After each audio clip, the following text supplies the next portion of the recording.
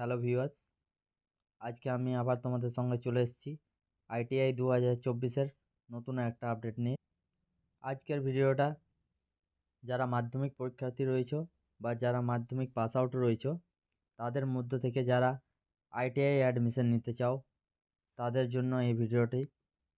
আজকে আমার এই চ্যানেলের মাধ্যমে তোমরা আইটিআই 2024 সংক্রান্ত সমস্ত নোটিফিকেশনের আপডেট পেয়ে যাবে এবং এর আবেদন প্রক্রিয়া কবে থেকে স্টার্ট হতে চলেছে এবং তার লাস্ট ডেট কবে, কীভাবে আবেদন করতে হবে, এলিজিবিলিটি ক্রাইটেরিয়া কী রয়েছে, পেমেন্ট স্ট্রাকচার, ফিস কী রয়েছে, সমস্ত কিছু তোমরা জেনে নিতে পারবে আমার এই ভিডিওর মাধ্যমে। তাই ভিডিওটা কি স্কিপ না করে সম্পূর্ণ দেখতে থাকো। তো চলো চলে যাওয়া যাক WBSCVTর নোটিফিকেশান। এই হচ্ছে তোমাদের West Bengal state council for vocational ট্রেনিংয়ের 2024 সেশনের নোটিফিকেশান আপডেট। এখানে দেখো বলা হয়েছে প্রত্যেকটি এলিজিবল ক্যান্ডিডেট কিন্তু অনলাইন অ্যাপ্লিকেশনের মাধ্যমে তোমরা অ্যাপ্লাই করতে পারবে এবং তোমাদের যে অ্যাডমিশন সেটা বিভিন্ন কোর্সে নিতে পারবে। এখানে দেখো তোমাদের এলিজিবিলিটি ক্রাইটেরিয়া বলে দেওয়া হয়েছে, কোয়ালিফিকেশনের যে ক্রাইটেরিয়া বলা হয়েছে তাতে দেখো এখানে বলা হয়েছে প্রত্যেক ক্যান্ডিডেট যারা আইটিআই 2024 WBSCVTর আন্ডারে করতে চাও তাদেরকে অবশ্যই ওয়েস্ট বেঙ্গলে উপস্থিত যে কোনো স্কুলের থেকে মাধ্যমিক পাস আউট হতে হবে এবং এর যে প্রক্রিয়া সেটা দেখো এখানে বলে দেওয়া হয়েছে। ইনস্টিটিউট এবং ট্রেড এই দুটোই কিন্তু অ্যালোটেড করা হবে তোমাদেরকে কাউন্সেলিং প্রক্রিয়ার মাধ্যমে, যেটা মেরিট লিস্টের মাধ্যমে এবং চয়েস ফিলিংয়ের মাধ্যমে তোমরা জানতে পারো। ইনস্টিটিউট অথবা ট্রেড চয়েস তোমরা কিন্তু অনলাইনের মাধ্যমে কালেক্ট করতে পারবে। এখানে দেখো কিন্তু পরিষ্কার বলে দেওয়া হয়েছে ফর দ্য ক্যান্ডিডেট অ্যাপিয়ারিং মাধ্যমিক 2024 or equivalent examination in this year from any recognized board, 7 days will be given for application after date of publication of result of madhyamik 2024 or equivalent examination। অর্থাৎ এখানে বলা হয়েছে যারা এই বছর 2024 মাধ্যমিক পরীক্ষার্থী রয়েছে তারা কিন্তু আবেদন করতে পারবে তোমাদের রেজাল্ট পাবলিশড হওয়ার 7 দিনের পরে তোমাদেরকে ডেট দেওয়া হবে। তারপরে দেখো এখানে এই পয়েন্টে বলা হয়েছে যারা প্রিভিয়াস অ্যাডমিটেড অথবা পাস আউট ট্রেনি রয়েছে government ITI, ITC, JPG and PPT government ITI এর জন্য তাদের জন্য কিছু নির্দিষ্ট ইনস্ট্রাকশন দেওয়া হয়েছে। অর্থাৎ এখানে দেখো বলা হয়েছে যারা একটানা 3 বছর উত্তীর্ণ ট্রেনিজ রয়েছে আইটিআই তারা কিন্তু এলিজিবল নাও এই আবেদন করার জন্য, এবং তার সাথে 1 ইয়ার আদার আইটিআই এর জন্য বলা হয়েছে। নেক্সট পয়েন্ট দেখো এখানে বলা হয়েছে আইটিআই অ্যাডমিটেড বা ড্রপ আউট অথবা ডিসচার্জ ট্রেনিজ,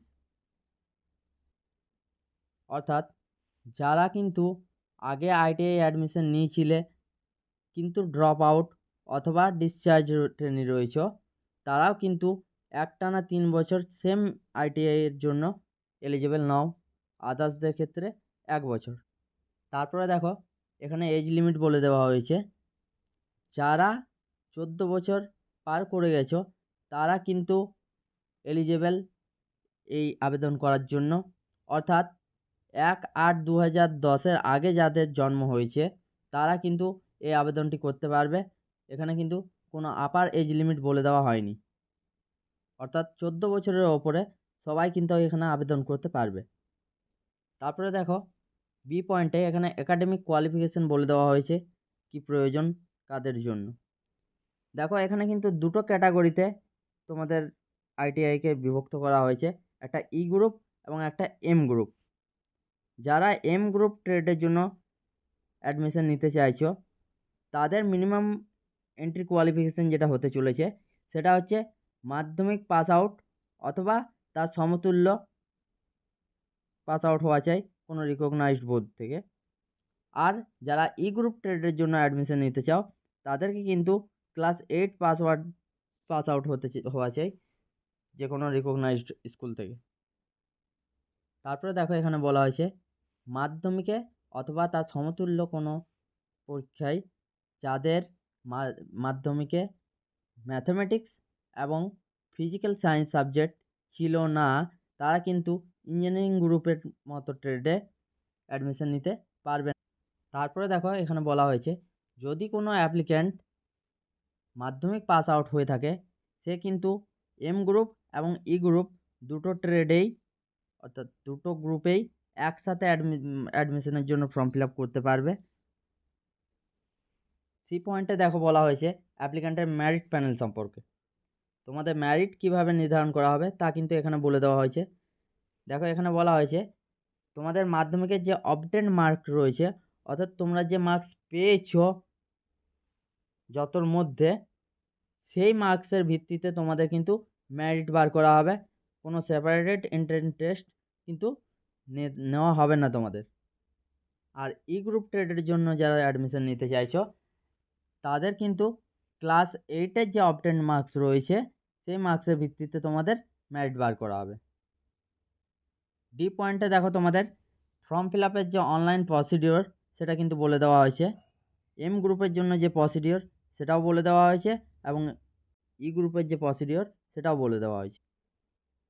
ই পয়েন্টে দেখো রেজিস্ট্রেশন অ্যান্ড ফর্ম ফিল আপের যে প্রক্রিয়া, সেটা কিন্তু তোমাদেরকে বলে দেওয়া হয়েছে।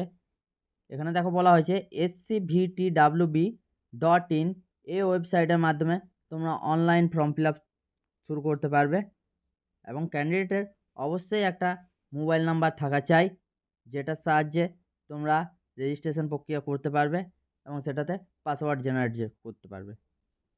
তোমরা কিভাবে পেমেন্ট করবে সেটাও কিন্তু দেখো বলে দেওয়া হয়েছে, এবং কত টাকা পেমেন্ট করতে হবে সেটাও আমি দেখিয়ে দেবো। এখানে দেখো বলা হয়েছে ডেবিট কার্ড অথবা ক্রেডিট কার্ড, নেট ব্যাঙ্কিং, ই ওয়ালেট, ইউপিআই এইসবের মাধ্যমে তোমরা কিন্তু পেমেন্ট করতে পারবে। এখানে দেখো কিছু তথ্য তোমাদেরকে দেওয়া হয়েছে। তোমরা যারা ফর্ম ফিল আপ করে নেওয়ার পরে, মেরিট বের হওয়ার পরে তোমরা যারা চান্স পাবে, তারা কিন্তু সঙ্গে করে কি কি ডকুমেন্টস নিয়ে যাবে সেটাও বলে দেওয়া হয়েছে। ক্লাস স্টার্ট হওয়ার আগে, ফিজিক্যালি ক্লাস স্টার্ট হওয়ার আগে তোমাদেরকে কি ডকুমেন্ট নিয়ে যেতে হবে এবং কিভাবে নিয়ে যেতে হবে, এবং ফিজিক্যালি রিপোর্টিং কি কি করতে হবে তোমাদেরকে, সেটাও বলে দেওয়া হয়েছে। দেখো এখানে বলা হয়েছে 1 নম্বর পয়েন্টে self attested photocopy of admit card of Madhyamik equivalent examination as proof of age, M গ্রুপের জন্য অনলি। যারা এম গ্রুপের জন্য অ্যাপ্লাই করছো বা এম গ্রুপের ভিত্তিতে যারা অ্যাডমিশন পাবে, তারা কিন্তু অবশ্যই একটা সেলফ অ্যাটেস্টেড ফটোকপি অর্থাৎ জেরক্স কপি অ্যাডমিটের মাধ্যমিকের তোমাদেরকে নিয়ে যেতে হবে। তারপরে 2 নম্বর পয়েন্টে দেখো মাধ্যমিকের যে মার্কশিট রয়েছে তার জেরক্স কপিতে সেলফ অ্যাটেস্টেড করে তোমাদেরকে কিন্তু নিয়ে যেতে হবে, এটা সবাইকেই নিয়ে যেতে হবে। তারপরে 3 নম্বর পয়েন্টে দেখো বলা হয়েছে self attested photocopy of certificate of Madhyamik equivalent, অর্থাৎ তোমাদের মাধ্যমিকের যে সার্টিফিকেট রয়েছে সেটারও জেরক্স করিয়ে তোমাদেরকে সেলফ অ্যাটেস্টেড করে নিয়ে যেতে হবে। তারপরে দেখো 4 নম্বর পয়েন্টে বলা হয়েছে যারা এম গ্রুপের জন্য অ্যাপ্লাই করেছো এবং চান্স পাবে, তারা যদি সিবিএসই ইন্টারনাল বোর্ডের থেকে পাস হয়ে গিয়ে থাকো 10th, তাহলে তাদেরকে কিন্তু তাদের যে মার্কশিট সেটা সেলফ অ্যাটেস্টেড করিয়ে কমপ্লিট অথরিটির দ্বারা ইস্যু করিয়ে সেটা তোমাদেরকে নিয়ে যেতে হবে। তারপরে দেখো বলা হয়েছে যদি কেউ রিজার্ভ ক্যাটাগরি থেকে বিলং করে থাকো, অর্থাৎ এসসি, এসটি, ওবিসি, পিএইচ এইসব ক্যাটাগরি থেকে যদি কেউ বিলং করে থাকো, তাহলে তাদেরকে অবশ্যই তাদের কাস্ট সার্টিফিকেট বা এই রিজার্ভ ক্যাটাগরির যে সার্টিফিকেট রয়েছে সেটা তোমাদেরকে সেলফ অ্যাটেস্টেড করে জেরক্স করে নিয়ে যেতে হবে। 6 নম্বর পয়েন্টে দেখো বলে দেওয়া হয়েছে যে 2 copy colour passport size photograph তোমাদেরকে কিন্তু নিয়ে যেতে হবে। 7 নম্বর পয়েন্টে দেখো বলা হয়েছে তার সঙ্গে আধার কার্ডের জেরক্স কপি সেলফ অ্যাটেস্টেড করে তোমাদেরকে নিয়ে যেতে হবে। খুব শীঘ্রই আমি তোমাদের সামনে হাজির হব নতুন একটা ভিডিও নিয়ে, কিভাবে আবেদন করতে হবে, রেজিস্ট্রেশন করতে হবে, সেই সমস্ত প্রক্রিয়ার প্রসিডিওর নিয়ে। ফ্রেন্ডস, যদি আমার চ্যানেলটিকে ভালো লেগে গিয়ে থাকে এবং আমার ভিডিও ভালো লেগে থাকে, তাহলে অবশ্যই আমার চ্যানেলটিকে লাইক, কমেন্ট অ্যান্ড সাবস্ক্রাইব করে দিও, অ্যান্ড অনেক অনেক শেয়ার করে দিও তোমাদের বন্ধুদের মধ্যে।